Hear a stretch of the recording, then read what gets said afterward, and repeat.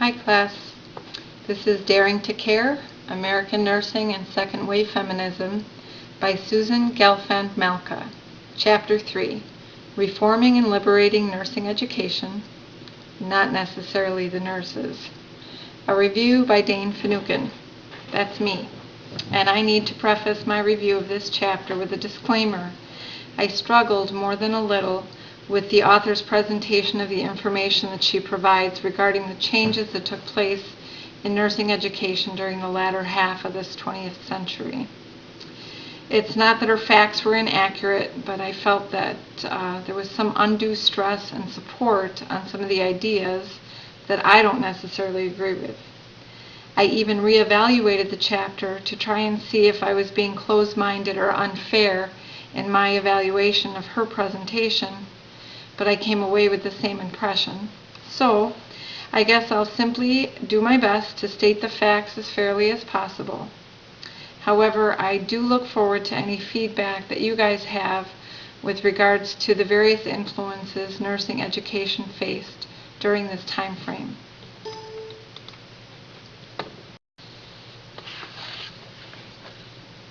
So Malka kicks off her third chapter by referencing Susan Reverby's description of the movement of private duty nursing done in the homes towards inpatient nursing done in the hospitals, and coining it the Great Transformation. Malka then refers to the movement of nursing education from out of the hospitals into the secondary schools of higher learning and labels this change as the Second Great Transformation. She credits the American Nurses Association for promoting this positive move of nursing education, but also notes that just like with other historic changes within the field of nursing, our ever-changing culture is also responsible for these revolving trends.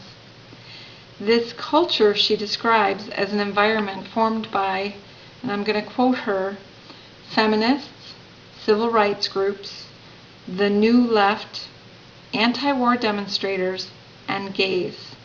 End quote. They vehemently opposed gender roles that linked being feminine with being submissive and subordinate. So the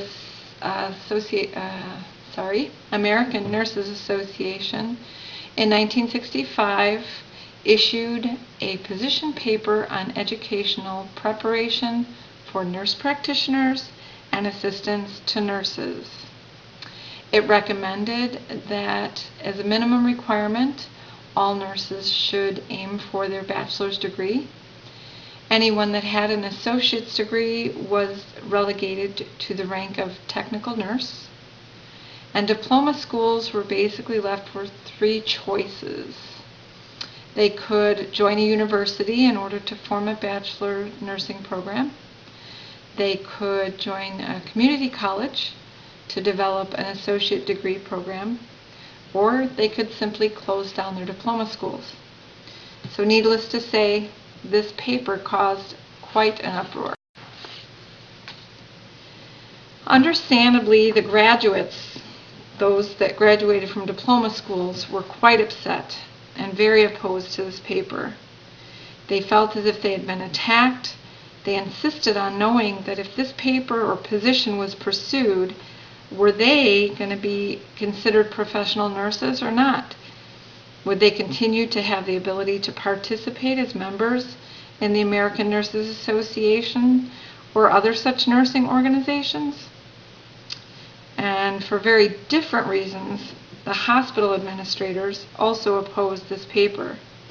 They feared that they would lose their control over nursing that took place in their facilities.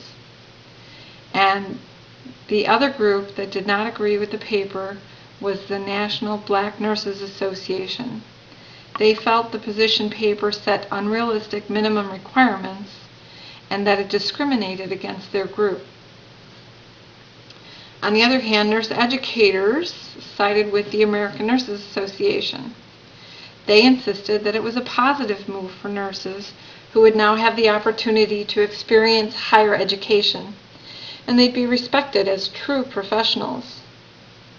So Melka asserts that the debate appeared to center on the location of nurses' education, but really it was about who controlled the nurses' education and the consequences of moving this power from the hospitals.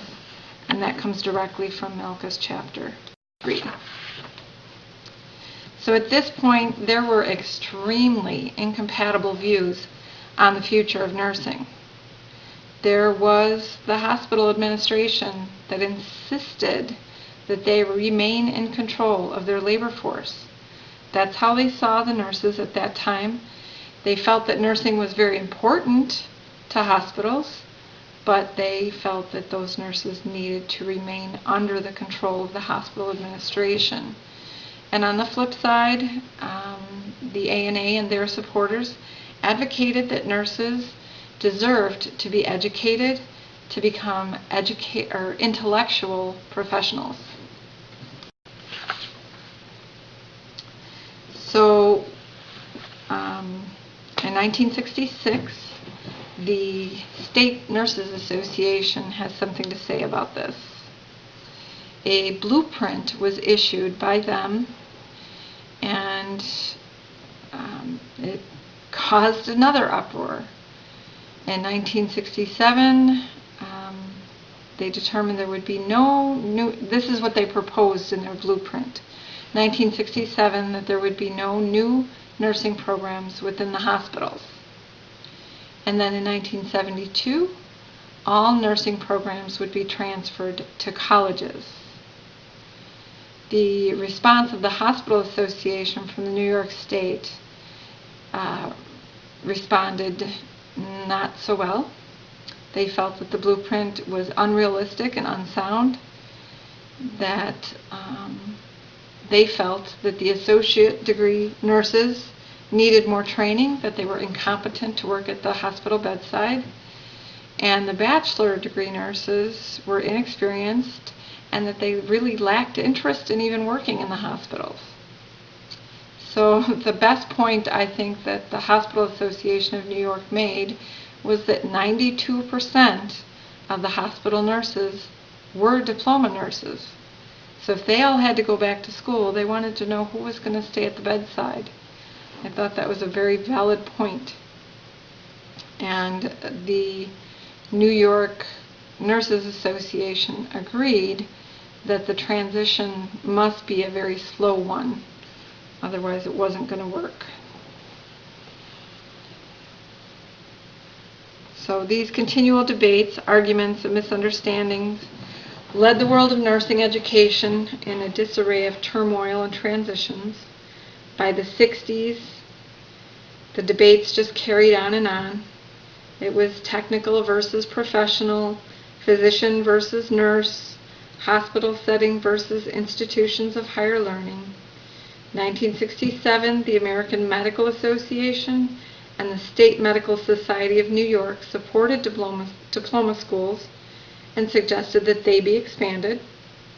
Then in 1974, the National Student Nurses Association didn't like the label technical nurse, but did encourage the ongoing transformation of all nurses to move towards their bachelor degree. Then in 1980, the American Medical Association's Council on Medical Education made it clear that dissolving the diploma schools within the hospitals would lead to a severe nursing shortage and dire consequences could result. They also suggested that it was a class issue and that only rich families could afford to send their daughters to universities, while the diploma schools gave the working class women a whole other option for becoming nurses.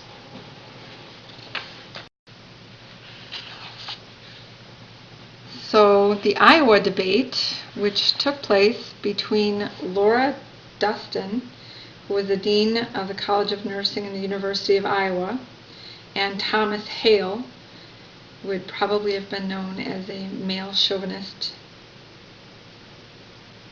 I will just stop there. Executive Vice President of the Albany Medical Central Hospital. I'm assuming most feminists would consider him a chauvinist. So Laura and her advocates argued that diploma schools failed to keep up with the economic changes and the scientific medical advances of that time. And she also advocated for thinking, reasoning, and questioning nursing students, promoting women to step outside of the role of submissive nurse but become more autonomous. And Thomas Hale shot back that bedside nursing could be merged with theory and that the training at the bedside was most important if they were going to be taking care of the patients. He also expressed a concern that male physicians would lose the authority to female nurses when, of course, the doctor knows best. And he also touted that nurses need to be submissive to the hospital administration. And I believe, if anything, Hale fanned the flame that would ignite the nurses' desire to be as professionals, would be considered as professionals, and eventually considered as their equal. So these papers, positions, debates, and blueprints, they were all tools and footsteps that have allowed nurses to evolve beyond just helping people on their deathbed. Like many other historical events in the evolution of nursing, this was instigated and motivated by healthy and not so healthy debates over what is best for the nurses, what's best for the physicians, the clinics, the hospital facilities, and let's not forget what's best for the patient. As initially implied by the American Nurses Association, the transformation from diploma schools to the hospitals, from the diploma schools from within the hospitals to the institutes of higher learning had to be a slow transition. From several diploma schools still being open in 1965 to eventually mostly associate degree nursing programs and bachelor degree trained RNs in 1985. And we are still transforming many of those nurses into bachelor degree nurses. Otherwise I wouldn't have an audience. So this move from the diploma schools to the college training marked the end of an era, the 1970s. There were many factors that supported this shift from totally controlled nursing education in the hospital school setting to the university degree programs. Like other Americans living during the second half of the 20th century, nurses demonstrated a wide range of involvement with social movements. Some nurses embraced some form of feminism and profoundly transformed themselves and nursing. Others rejected feminism. And some nurses practiced a cafeteria-style feminism, picking and choosing among a variety of feminist issues and ideas, and others simply ignored feminism. Few were left untouched by the social movements of the 1960s and 1970s. That is a quote from the end of Susan's chapter 3. I do like the way she made that concise summary at the end of the chapter. And I do need to readdress my disclaimer as I identify myself with her description of a cafeteria-style feminist. I do tend to pick and choose the ideas of feminism and the progression of nursing based on what suits me. So I still look forward to your feedback, and I thank you for your time.